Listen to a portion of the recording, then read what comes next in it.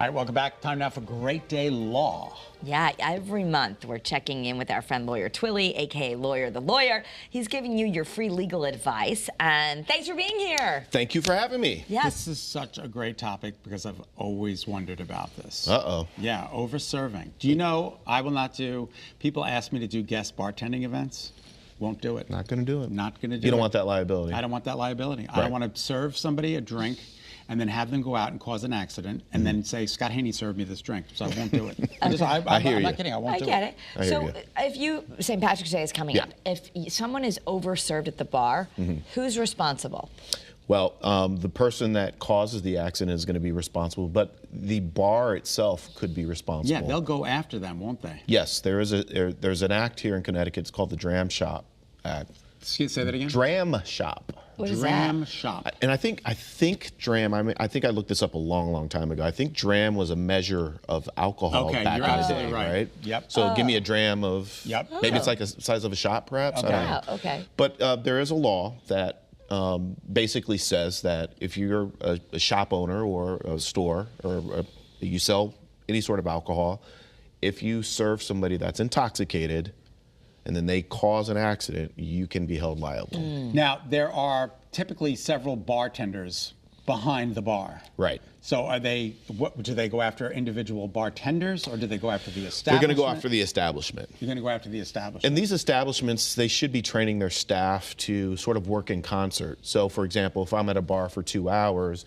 and I go to Susie, who's a bartender, and she serves me one, but then Susie isn't available when I go back up 20 minutes later or half an hour later and Bobby serves me, they need to be sort of communicating and working as a team to say, you know, this guy's had too much. He's had 4 or 5. It's only been an hour. You know, he's got to slow down. Yeah, and the thing is you don't, I don't know. I mean, can it get gray or murky? Because what if you don't know? What if the person doesn't look drunk? Correct, and that's the thing. So I think the law was crafted in a way that it used to be that if somebody was visibly intoxicated, you had to slow down. Now I think they don't even incorporate that visible intoxication. So if somebody's just intoxicated and you serve them, they could technically be overserved. Okay, patron comes in, has a couple of drinks, gets a little inebriated, and the bartender says, you're cut off. You're cut off. Goes out, the patron goes out, causes an accident.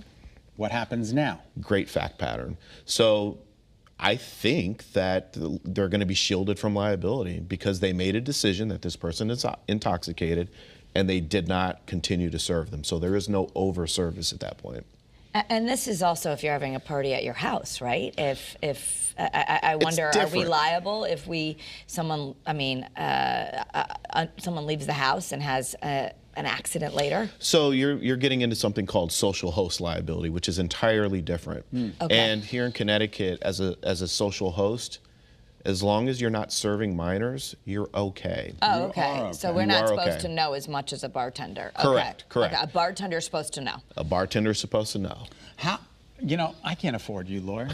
You can afford me. How? How does that happen? Yeah, work on a contingency fee basis, and we're growing. So if there are any young lawyers out there that are looking for work, seriously? Absolutely.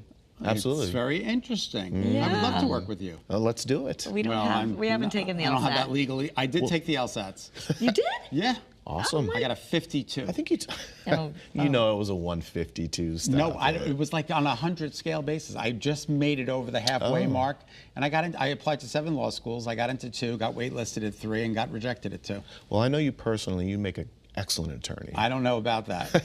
They probably call me for meteorological questions. Oh my goodness. I was going to be a lawyer too, and then I decided I wanted to be a journalist. Yeah, be a journalist is better. I'll just argue in a different way. All right, LA Law has locations in Bloomfield and New London. For more information, send an email to lawyer@lalawct.com. You can also call the number on your screen, follow along on social media @Lawyer the Lawyer. 860.